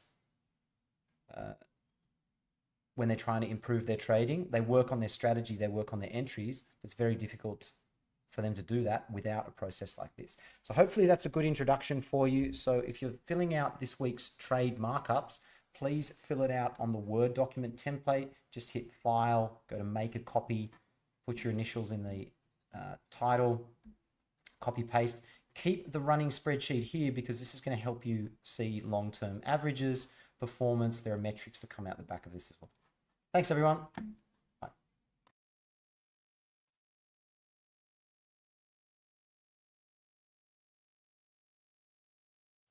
Sorry. Thanks very much, everyone. And my mic's back on. So we'll give you copies of those spreadsheets so that you can start using them on your trades. I want to talk about what do you do from that. So it's a really simple process. We're going to be marking up our trades. We're then going to be putting a few stats in the spreadsheet. Now, some of you might think, oh, there are many great pieces of software that already do this. And I totally accept that. One great thing about using a spreadsheet is it's a little bit slower. And on the days where you do a lot of mistakes and you have to painfully put those trades in and mark it up, it like makes the pain just last a little bit longer. You can't run away from the fact that you didn't trade well. And I'll show you a day where I made a lot of mistakes. And even though it was a positive day on points, I look at the chart and I think, man, you did almost everything wrong there. And somehow you got lucky. But we don't want to be good traders because of luck. That's a bad way to go to work. You know, no one wants to go to work and then flip a coin to see whether you get paid. That's not good. So let me talk about this. One of the advantages of having this kind of process is that you can add more columns. I've got the same, sorry, bigger, my apologies. This is the current sheet that I'm working on at the moment. Since February, my Google Sheet got too large. I've added new columns that I'm tracking, okay? And you can then identify parts of your trading strategy that need improvement. So let me just go back to here. So some of the tools that I used, how to mark them up, how to record useful stats to spot your edge. So let's talk about those useful stats. One of the stats I find really useful is what kind of setup I traded. So you can see on the left-hand side, I've got a pivot table, which is just pulling the data across. And you can see in proportion, and I say this in my live streams, I'm mostly a breakout pullback kind of guy. Most of my trades are breakouts. Can I use my pointer? Does that? No. So most of them are breakouts. Proportion, 33% of them are breakout pullbacks. That's the most common trade that I take. It's got a hit rate of 65%, a solid. Breakout consecutive bars, 68%. These are not, we're not talking 80s and 90s and 100s. Right? Don't feel like you need this ridiculous hit rate to make a great living as a trader. You don't. I don't know where that comes from, but it's something psychologically, I think that maybe it's from school exams or tests, you know, where everyone feels like they need to get 100. You don't. You can see down the bottom of this chart, it'd be great if I had a pointer. That's okay. Down the bottom, trading range, high or low fade. Okay, so I'm good at fading a trading range. But that's only 15% of my trades. Only has about a 50% hit rate. So they're the ones that I have to hold for more than 1 hour. Being able to look at what setups I'm good at. Now, can someone spot something funny about that spreadsheet? There's something in the middle there. Let's see if you can see it. Right in the middle. Under setups. And unfortunately, this still gets trades. I'm trying to remove it. See if anyone can find it. 3, 2, 1. Yeah, the none. Thanks, Seth. Yeah, the no setup. 12 losses. 8% hit rate on the no setup. Now, let me explain. When I first started this process many years ago, most of my setups were the no setup. Okay, so having that there, where I look at the chart and I think, oh, it's really based on where I entered, where I exited. There's no setup. Okay, so this is I think really useful from a setup perspective. Let me just show you a couple of others.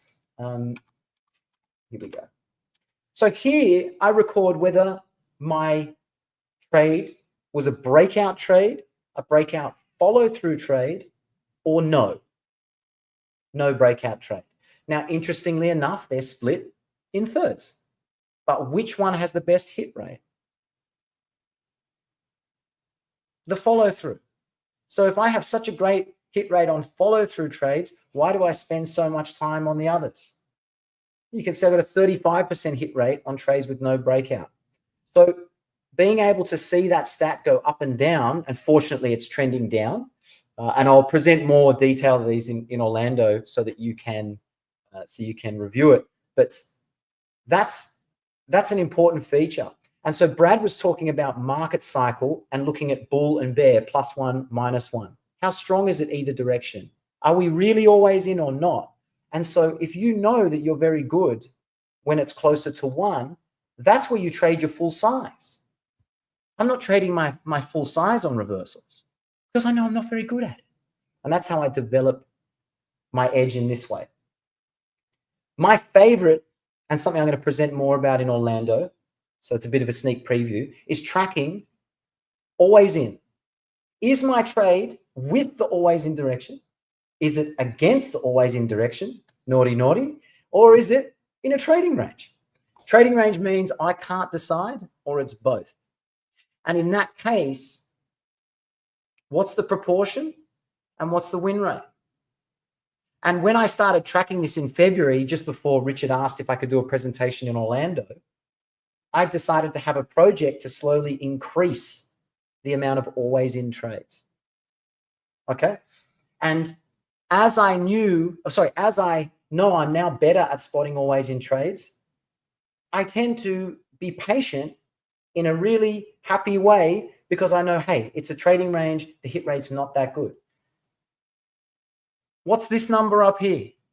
Against always in. So even though I'm on a stream telling people not to do always in, occasionally I think I'm smarter than the market and the market says no. So this is someone mentioned the feedback loop then. Thanks for writing that. That's exactly right. Do I actually follow what I know works and what I know doesn't work? So I think that's really useful. So I'm trying to encourage you to mark up trades. So I want to point out something though. How much time I got? I got a bit of time. I think there's been some lying on this questionnaire. I don't think 34% of people mark up their trades.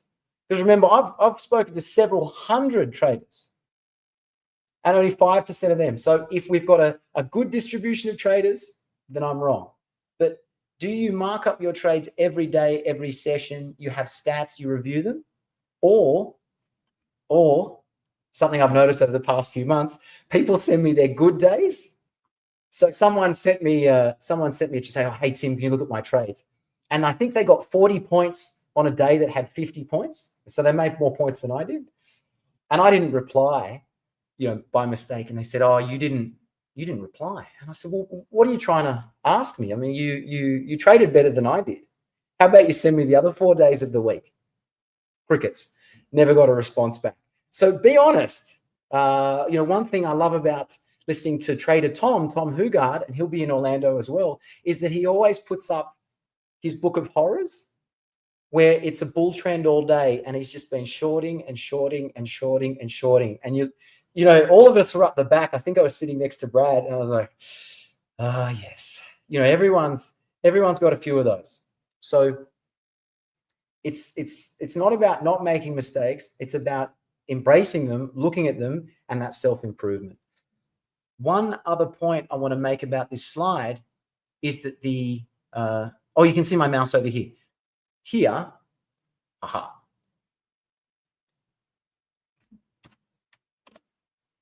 most of this is passive. Okay, most of this is passive. This is watching, reading, and listening. This is great.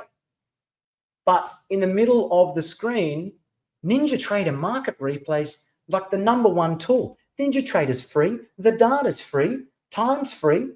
That's how you practice trading, and it's basically the lowest on that list. So if I was learning trading again, I took a long time. I took basically 10 years to get good at trading, but I didn't really need 10 years because you find all the good tools as you go through. Market Replay, brilliant tool. So I'm just looking at some of these. Okay, yeah, Alan, good question. So Alan's saying 40% of the trades that I took were in a trading range. Yep. Here. Which the always in sheet, this one. So that's saying the proportion of my trades. So what that's saying is most of the time when it's a trading range, and honestly, most trading ranges have a slight push one side or the other, in my view anyway. High time frame, 200 moving average, 15-minute chart, whatever. But honestly, when I look at my chart at the end of the day, I say, no, it's a trading range. And sometimes we're always in short and I'm buying. That's stats say no. Okay, so I want to look at 3 days and I want to talk through my mistakes. This is what I see in my own trades. So I've got a disaster in the middle just to show that no one's perfect. Fortunately, I've got lots of great days I could put up, but I thought I'd just put some ones where I'm like, man, what's going on today? So on the first chart here, you can see selling. So I did 3 things wrong. One, I waited for the gap down to get all the way to the moving average before selling. That's a bad idea. Secondly, I sold at yesterday's close.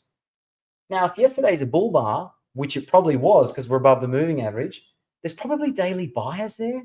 So I'm literally selling to a whole bunch of daily buyers. I'm a 5-minute seller, and there's a whole bunch of daily bulls potentially in that area. So that's a bad idea. Okay. So, but I realized in 2 bars I was doing the wrong thing. And then I was quick enough to switch to long. Okay. But see this mistake here. If I just go, yeah, well, I'm a hero because I turned that into a good day. On the next day, here's where it goes wrong. You sell late, you close. You did, this is exactly what Brad talked about before. And I was like, this is such a great example. I'm about to show how I can do it as well. Then you sell late again. Then you reverse to long. Then you realize I need to scale in. If I'm going to buy there with a stop down there in a trading range, I have to scale in. If I'm going to be buying high, I've got to also buy low. I can't just buy high. Then you buy there and you go, I'm doing the wrong thing. And then you sell again. So this is a day, I can tell you about this day. I've written unable to get in sync because the 2 days before this, I traded like a champion. I turned up late. I had lunch with a friend of mine. I didn't do my homework from the day before. I didn't do any pre-market prep, and I actually started trading on bar 5. So the fact that I was confused for the next half an hour, that's not a surprise. I thought I was too good to do a pre-market process. And this is what it looks like. So being able to look at the days where you've made an absolute, what we say, a dog's breakfast in Australia of your trading, this is the stuff you really need. Someone's saying, I've had too many of those days. Man, every day, every one of my days look like that. It just takes time. Now, the third one is a tricky one. There's multiple mistakes here. Firstly, far from the moving average, selling the close. I mean, you got to be trading either very small or you're in a very aggressive move because the chance of this being the high of the day is incredibly low. Okay. What you probably can't see is that there's actually a second sell there. Yeah. So not only did I sell late, I doubled my position at the same price. Why would you double your position at the same price? There's almost no mathematical benefit for doing that. In fact, if I sold an aggressive sell the close entry and we come back to my entry, that's a problem. That's a problem. That means I took a sell and now everyone gets the same price. A smart trader should have got out there and said, oh, did the wrong thing, get out of that trade. I didn't get out there. I thought I'd give it a bit of room and then I was officially wrong here. Now, what's the next mistake? Can someone tell me the next mistake? Oh, you appreciate it. Some great comments in there. Thanks. I thought it's you got to show this stuff because you don't need to be flawless, but you need to reduce these kind of mistakes. Yeah, someone's saying if the win rate's 45, then practicing splitting your trades into continuation and reversal, which we'll probably have to do next session, is something that we can help with. Don White, the next trade. You're absolutely right. What was my mistake?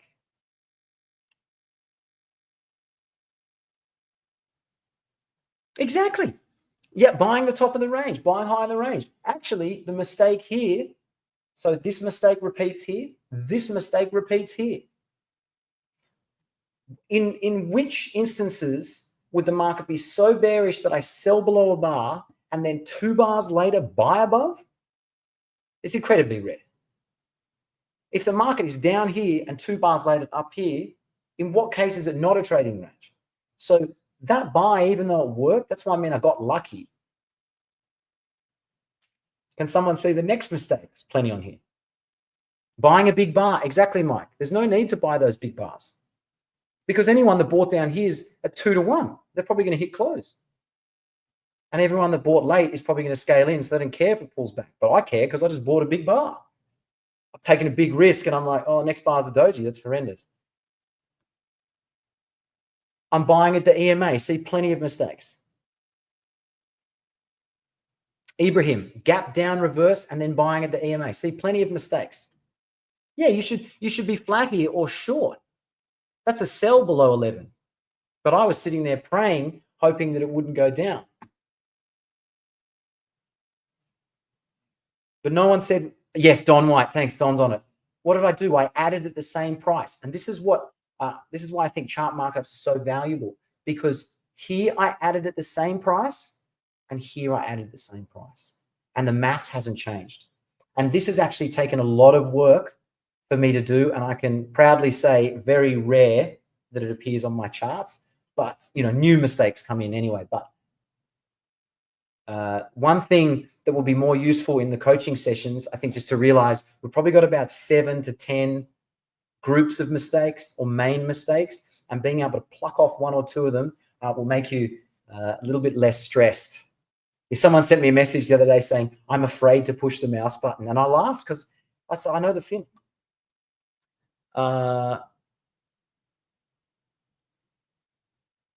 Yeah, and then exiting at the moving average is good. Oh, no, okay, I did get out before 11. Okay, I did something right on it. So by the time I got back to the moving average, but the maths on this trade is horrendous, you know. It's anyway. No one will turn up to the coaching session if I play these charts. How long we got? We've got 10 minutes. Okay. We asked the question, how detailed is your trading plan and can you follow it? Only about 20% of people basically said yes.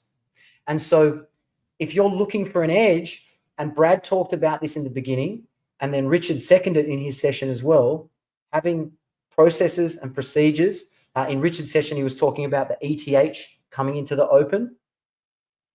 Have you got that plan and can you follow it? Because that's going to put you ahead of 80% of traders. We can talk more about the planning and what to do in it, I think, in the next session, looking at, but something you can start to look at is, what is the setup I'm looking at? And then what's the signal bar? So in my trades on the other sheet, they're all setups. Someone asked for a list of them. We can write down a list. They're from Al's book. I don't think there's any cool, sexy new ones that I created. They're all the same ones. Someone's saying, why is the third one a mistake? Thanks for supporting me. I like it. The third one. So this sell and an add, that's a mistake. That's, I mean, you need to get out there or there. The mistake is either here or here, but there's no reason to buy twice when the maths is at exactly the same price, in my view. You know, this is a bear breakout and we're pulling back to the moving average. So you need this to be more bullish. But getting out of the moving average, correct. Selling 11 would have been okay, but that didn't work out. But this one, it worked, but the market hasn't really done anything. You're going for the close up here, but I think the correct buy would have been above that bear signal bar, because that's the point where they're probably going to start to realize their short's not working. And I need bears to exit their short to give my long a bit of lift. So, yeah, and Rose often talks about that one in the session. Is that, I'm not sure if she calls it a caveman, but this is basically a flip. I call it a fenster, named after one of the guys from The Usual Suspects, Benicio del Toro. They flip out of that trade. So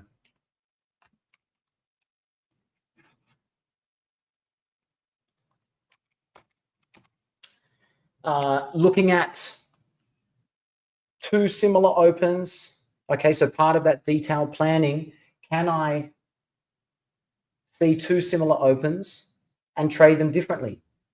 If I got short here and I exit above that bar, where would I buy again?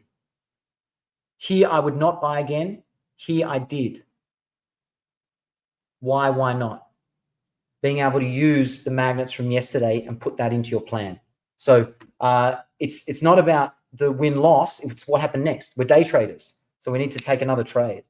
And being able to, you know, if you sell below 6 here, sorry, the mouse is so small. If you sell below 6 and you exit, you don't suddenly buy up here. So for me, if I get stopped out of a short trade, low in a trading range, I've already sold low. So to be a complete idiot, in my view, I sell low and buy high. So the one thing I can't do is now buy high until we have a breakout. And so here on the right, that's when we have a breakout. That's when I can buy. And if I lose that trade, that's fine. But I want to make sure I don't complete the cycle of being opposite to the market. So Roses, yeah. So did I get it right? That's the caveman. Failed second bear leg and balls. Yeah, nice. It's a great trade. I use it all the time. I love the name. Maybe I'll use your name. Your name's funnier. The magnets I'm talking here about yesterday's open, high, low, close, OHLC. And so it was a better buy. Sorry if you can't see the mouse. Low. Yesterday's a bull bar, bull breakout, pullback. Here we had a failed breakout. So you really want the breakout to confirm before you put most of your size on, I think. So, okay, 5 more minutes. Let's see. And sometimes you get it right. Just to prove that I can trade. Sometimes you look at your chart markups and you think it's flawless, amazing work. But like I said before, just because you have a couple of good days, it's that next day where you can give it all back. So make sure you do your homework. Let me just see if there was anything else. We'll talk about drills. So one of the tools that I used is to come up with drills, exercises for me to practice. So there's a whole bunch of free videos I've got on YouTube. They're very short and they involve setting a timer and practicing one thing. I've put 30 minutes here, but honestly, I could only do 2 minutes when I started. But being able to concentrate on one thing for 20 minutes enabled me to be more calm when I trade. So, if you set the timer and then you find yourself having a shower a few minutes later, you know that you find this exercise uncomfortable. And I would highly recommend you practice it more. So I think that's it. So back to basics, marking up charts and critiquing them, doing the active, difficult work that others won't, and building a detailed trading plan and executing it. And that's one area where I think you'll be able to start coaching yourself. And with all the presenters kind of dropping in over the next few sessions, you'll be able to take some of those tips, find what works for you, and then do the grindy, boring, monotonous work that it takes to change your own character. It's not sexy, it's not fun, but the reward for doing it is really good. So that's what I like to push through.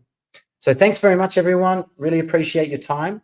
Thanks for jumping on your weekend. A lot of people wouldn't have done it because it was on their weekend. So what I'll do is I'll hand it back to Richard as well. If anyone's got any questions, happy to run through. Hi, thanks, Tim. That was great. And I think there's a lot of very positive comments there. And I think the humility and showing the bad trades is really an important part of coaching. I've got some more. Oh, I've got plenty as well. We've got plenty. Great work, Tim. And Brad will have a few as well. Yeah. So I love how I've had to put the good ones up at the end just to make myself feel better. There's just a few questions to wrap up with 5 minutes, and I've got them here. There's some questions asking about traders in Iran and access to the old course. I'll get back to that later. That's actually a good idea.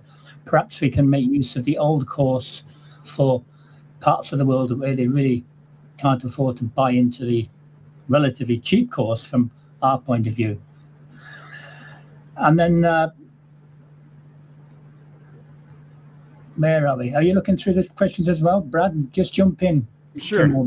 If you see one. I did have one I was going to mention.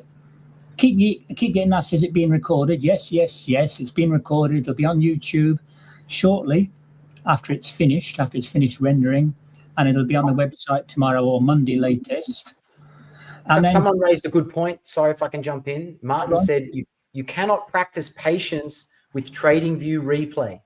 Totally. If I can click a button and get an X bar, then I'll feel like, oh, no problem, I can make it go away. But you're in a bad trade, you have to sit there for the next piece of information. And so I think most of us would recommend Ninja Replay. What would you recommend for that one, Brad, do you think, to build that skill? Gosh, I was kind of late to the game with Market Replay, but it's good. I know a lot of people that have used Market Replay and found it to be very, very helpful. And I think the biggest thing is just being honest about what you're looking at, and if you're going to use Market Replay, try your best to not know what the day is. And really the most out of all of that, I think one of the most important things is probably what Tim highlighted on. You've got to have a structure as to what you're doing. But if you think about Tim, he categorized his trades. And the only way you can categorize your trades if you actually have a game plan of what you're trying to do and what the trade is itself. And the more you can categorize it, the more you can see this isn't working. And then I can keep practicing on Market Replay or practicing the trade that isn't working, or maybe practice the trades that are working really well. I think Market Replay is great if there's a reason for it. I think one of the dangers with trading is when we use Market Replay just to use Market Replay. It's like we're just trading the charts just to trade. It's a bull trend, and so you just keep adding fake money and fake positions. Absolutely. Yeah, that's a good point. Okay, this one here. Yeah, Al almost does not use at all the ETH chart. His advice is to stick to one of them, whether the RTH or ETH. How do we manage that? This is personal choice. Al makes it very clear. You can trade a 5-minute chart, you can trade a 15-minute chart, you can trade a tick chart, you can trade any chart you like, and you can also trade the ETH or the RTH. So just make your decision and stick to it, and don't jump around. And just one comment with that, it's not like Al never traded the ETH chart. No, that's right. He traded. What Al likely did is the older he got, the less interested he became in trading outside of the U.S. session. But if you ask Al, if you ask him in Orlando, and ask Al, hey, did you take trades out of the U.S. session more frequently when you were younger? And he would say absolutely. So there's nothing wrong with an ETH chart. You pick one, as Richard said. Yeah, that's just a chart. But Al, as I said earlier, and I think we've all said it at some stage tonight, Al does look at the overnight high, the overnight low. That is ETH in a sense. I mean, that's the range as I showed on my first example. What's the range of yesterday? So that's the case, yeah. Full disclosure, I couldn't have ETH and RTH on the same screen for a long time. I would just get confused, and I would just be like, oh, we're long, we're short, and then just miss everything. So what I found helpful was looking at a 15-minute or 45-minute of just the ETH, just to get a sense of what the price action did. But to your point, yeah, Tim, it's hard to trade both at the same time. Yeah, waiting for everything to agree, and it's to be like, and now press it. But it's so rare that happens. Absolutely.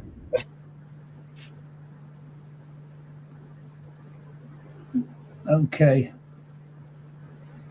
There's some more ETH. How much? Well, again, this is the same kind of topic in a way. How much weight do we put on what happened on Globex? I'll answer that in my sense, and maybe Tim's the same. From about 2 hours before the New York Open, there is significant price action developing on the Globex. Globex, by the way, is a name for the whole system. It's the overnight. It's the overnight session rather than the Globex session. But so, other than the high and the low, yes. Look at what's happening because there's a report, again, an hour before the Open. That's an important point as well. So look before the report and what happens after that report, and you'll often see support and resistance based on those couple of hours before. Personally, I put a lot of weight on that because, again, my time zone is I could start trading in the afternoon on the overnight, but the volume's not too good. But sometimes it does move extremely fast and a long way. So it's sort of a horses for courses or whatever the phrase is. Yeah. Yeah, and I typically look at Globex, especially when there's a gap, because a lot of times you'll get Al says 50% of the time you get a gap, it'll whatever the move goes, it'll go the opposite direction, and that's because of the Globex session. 50% of the time, if you get a gap up, it might be consecutive buy climaxes and get a reversal. And perhaps 50% of the time, it's a breakout that's early enough that'll lead to continuation. Yeah. So looking at Globex can help with that. Okay, quick couple more questions then. This is an interesting one. Don't you think that using only one contract is cheating, since there isn't a real pressure? Also, why don't you use real money during trading room? Well, I can answer the first. Go ahead. No, I say on the first one, it all depends on your personal psychology. And are you comfortable trading 2 contracts, 3 contracts, 4 contracts? So it's not cheating. Every person is different. You know, one person might have 20,000 account, another might have $100,000 account. So one contract, you can still lose an awful lot of money, even on the micro. You know, you hear stories on our Discord of some people trading micros, and they add on more, and before long they've lost an awful lot of money. So there's no cheating involved. It's just different people, different standards. And this question is probably related to Ali in Orlando. Why is Ali only trading 1 contract, if I had to guess? Is it? Okay. And so the answer to that is really simple. If you, I think he's talked about it. If you can, the reality is, it's important for traders to learn what you can do with 1 contract, and you don't need, like, a trader's goal should not be to make a ton of money. It should be how to make $200 consistently. Because if you can make $200 consistently, that can, as Ali said, if you can do that, you can do 500, and that can be life-changing. And the reality is, you need to learn how to do that first. You know, it's great to want to try and make a large amount, but that's what you should try and do. And the reality is, for most people, they try and size up. They try to go from 0 to 5 contracts or a fully mini, and that's the reason they stay stuck. Yeah. And to that point as well, if you can find access to that day, and you look what Ali did, he limited himself to 2 to 3 micros. Most of his average trades are about 4 to 5 points, and he made about $500. Okay, and how many people can make 100 points a day? So people say it's cheating, but can you actually, the way he traded that day, and you think that's impressive, and it's live. So I think getting, you know, what Brad said about getting the skill down, what you can do with 1 contract, is going to be more useful. But also, I'm using real money in the trading room. I just don't have my terminal on the screen. And that my personal reason is, when I did that originally, I got some nasty messages from people who said, I entered the trade, but I didn't close it when you did. I lost this much money. I don't need that when I trade. So by not having my trades on there, and if you know me well, you know when I'm entering and exiting anyway. And for most of the presenters, we say it. So it gives everyone an opportunity to trade in either direction, depending on your style. So. Yeah. Okay, that's good. I think, is there one more question? I think we're running it, and then I'll wrap up. There's one. There's all questions of AI. Will AI ruin trading? It's a bit off topic, but it's such a common question, actually. You want to? Yeah, I don't think it will. And I think there's a lot of, I mean, if you want to get into the problem, I think Al said it best, and I've actually asked Al this question before. If the problem, so quant traders like Al are never going to have desires to be quant traders, because why deal with it? Most quant traders, if you look at most financial institutions, they are not going to achieve numbers that a personal trader can make, for the simple fact of the amount of assets they have to trade, there's all sorts of a ton of different reasons. And quant traders are much more interested in, you know, mathematical equations and algorithmic trading to achieve what they want to achieve. All of that is going to be still derived from price action. And therefore, I don't think AI can make things more efficient, but the reality is it's not going to change. It's not going to change the way people trade. There's always going to be 2 sides of a trade. There's just always the case. I mean, if anything, it'll make traders that are slower, like institutions, they will probably start to lose money, and they may go out of business or get absorbed into others, but it's not going to change the fundamental way price action works. Yeah. On the second or the third question there, yes, we are looking at AI for use on the website, on the product, on the course, but it's nearly there, but it's still not it still takes work, but yes, I think everybody should be using AI these days for whatever job they're doing, because it can be they're great for research, they're great for assisting what you're doing. For the website, the prime example is questions and answers for the trading course. Trying to get these things put together. We're moving the course to not a new website, but a new website design, and splitting the members area away. And we want to put quizzes, I should say, on the course so people can check their progress and their understanding. At this today, ChatGPT and things like it don't do a very good job of doing those questions, but they're improving. They invent answers, which is no good. I think you should be using the ChatGPT to help you either code something in TradingView or TraderStation, NinjaTrader. Build strategies. Just help use it to help you research what you want to trade, so it can shorten that loop.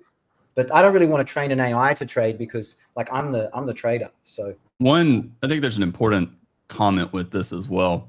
What the question, I get why a person's asking it, but what they're basically asking is, can you create something that'll spoon feed me the answers? And so they've done studies on younger people who are using ChatGPT to create a document or write a report versus people that are reading a book and taking the information and writing it.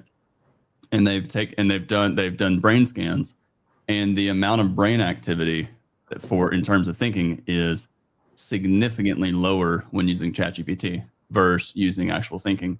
And so one of the dangers to everyone wanting to use ChatGPT to think about trading is, you're going to stop thinking about a chart. And one of the biggest challenges that people have is asking a lot of questions without first thinking about the answer to the question. And that's some people's danger. Is ChatGPT is a great thing, but you're going to miss the mark, because you're going to watch a video and then ask ChatGPT for the answers rather than thinking about, how do I apply what I'm learning? ChatGPT is not going to help you trade. It's great for organization and it's great for summarizing things, but it's not going to help you trade. Can I just say again that the AI or the most advanced software has been used by hedge funds now for many, many years, and yet many hedge funds fail. So keep that in mind. Although they're using the brightest brains, the most advanced software, that doesn't mean they're going to succeed. So it's the same today. And just to be clear, I have friends that I know who have worked on basically AI, or not AI, but automated strategies for a long time. And they're okay. But I know people that have made automated strategies, the best profit factor they can get is 1.5 to 2. Yeah. And it's far more effective for them to just trade it rather than. Yeah. And isn't that interesting? Wow. And these are people who have been around. They went to MIT. They're very smart people. These are not people that just started coding last week. These are people that have been coding for decades. Yeah. Okay, just one. That goes to the point, right, of context. Context is so difficult, and then so to try and write code to pick up context, you have to become context is very difficult to code. Interesting. Okay, so this is not a question, but this is some fake news on the system here. Orlando is sold out, so I look to come to the next workshop, likely next year. Orlando is not sold out yet, so you've still got time. And just as a close, I'll take over now and we'll close this event. So thank you, Brad, for your input. Thank you, Tim. Yeah. Thanks everyone for joining. And there is Thanks everyone. Thanks for coming. Yeah. Sorry, before I forget to mention, I think we do need to get together more often like this, and we can look at chart analysis live as well, in addition to the trading room. But this kind of format is really quite useful, as you can see from Tim's presentation. So Orlando is not sold out. So let me share a screen. Is that fake news? Yeah. How we get people to buy. So this is fake news. Right, so let me hide that. So get yourself across to here. The early bird tickets are still available, and until the end of the month, and then it'll go up to the full price. And all the information is here. We've been talking about, we're having a meet and greet. Al and Tom and Ali. In fact, I think we'll all be there on the Friday evening. So there's plenty of time to talk to us there. On the workshop, as we've intimated before, we've got 4 presentations on day 1. I've already seen, proofed and fixed Al Brooks's presentation. That's going to be really interesting and quite good fun. There's Brad, and then there's Tim Stout, Joseph Capo, who writes our Bitcoin report at the weekend. And then on the second day, Tom Hugard will be in. And Tom Hugard, again, just to remind those that came in late, Tom Hugard is actually going to spend some, I'm going to modify this. He's going to do a workshop here in the evening on the Saturday. And other team members might do something on the Sunday as well. We don't know yet. But there's Ali doing his presentation here. Tim's going to come in and talk about his trade review workshop in some detail. So you've got a good starter now to what is, how he's going to do. Yeah, you've got the jump on it. We're going to take time to go through the exercises, ask questions, so you can get used to it. So yeah. And then you've got all of that evening and rest of the time to sort of pummel Tim for more information. And I'll be doing a presentation on why the bleep do I keep making the same stupid mistake. As I mentioned in the Q&A last time, I'll be doing some cutting edge psychology, I would say. Let's leave it at that. And then live trading. This year we've got 2 streams again, Al and Ali, Tom, Al and Tim Stout. And then on the Tuesday to close, we've got Tom, Al again, Ali again in the morning, Tim Stout again, and I will close 2 hours. In terms of size, I will be still jet lagged. I'll be trading a time period I never trade. So I can be excused for trading a bit smaller. Okay, but I'll explain at the time. I'll see how I feel on the day. And then there's some good images here so you can see what it's like at the workshop. As you can see, this is Al getting caught as he goes out the room, gets surrounded by people. There's Brad getting surrounded by people. And that's a small Brad crowd. That's a small one. That's he usually gets rings on rings. Yes, that's right, yeah. And then there's Tom. You know, I don't know if everyone knows Tom, but Tom is very energetic and he's looking forward to it very much. And Al, of course. Tom again. So, and we've got 3 good testimonials here. I think Lonnie was online earlier. I think you're online, Lonnie. My name is Lonnie Smith. I've been trading since the late 90s. Found Al Brooks about 10 years ago. First, I've seen him in person, and I'm impressed every time I see Al. You got to be impressed. There's no other way around it. Ali is just as impressive. He really worked us pretty hard yesterday, to be honest. Even though the styles are very similar, they're also different. And I find that very, very useful and entertaining. Definitely getting my money's worth, for sure.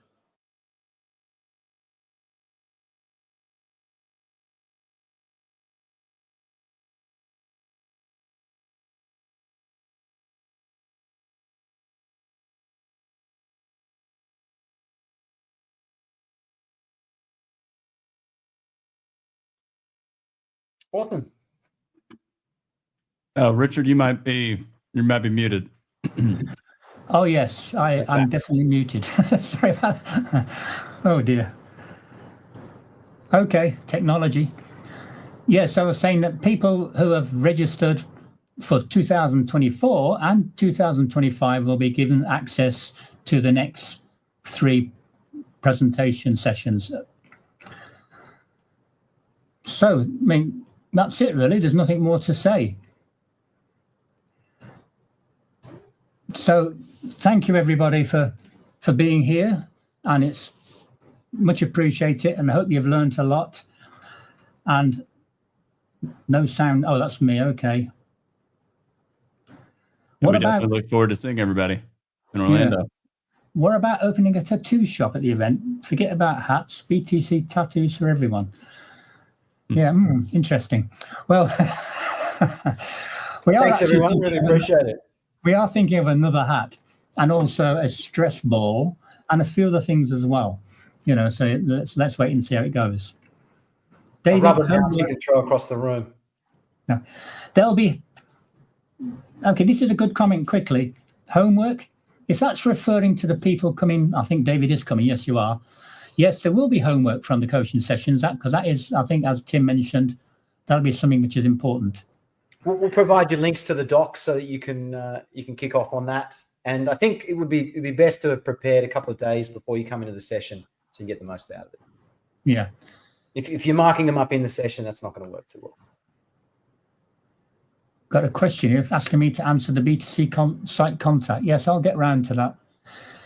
It's really, there's quite a lot of, well, I won't show it to you. I can see it here now. There are a lot of queries coming in all the time. So again, look forward to seeing those of you that are already signed up, and look forward to seeing a few more of you come in. And there's still room, and it may not be there by the end of the month, but we'll see how it goes. So, well, thank you, everybody. And thank you to Brad and Tim coming in as well. And so late. Thanks so very we'll much. get off Thanks for to having me. Everybody, thank you for joining us. Yeah, thanks everyone. Yeah. Okay, so we'll close with Al again for 50 seconds, just a reminder. Okay. So thanks everybody. Bye-bye. See you later. Hi, everyone. I'm Al Brooks, and I hope to see you in Orlando in October for our workshop. Now, why should you come to the workshop? I think the single most important thing that you get from it is an opportunity to watch experienced traders spend a day trading, or a day and a half trading. You know, see how they manage good trades, see how they manage bad trades, see how they act when nothing is happening at all and they're simply waiting. And you'll also have an opportunity to talk to us throughout the day. I think it'd be a very valuable opportunity to see what professional traders do during the day, and also see that there's nothing magical and that you too can do exactly what we're doing. Anyway, I hope to see you in October in Orlando.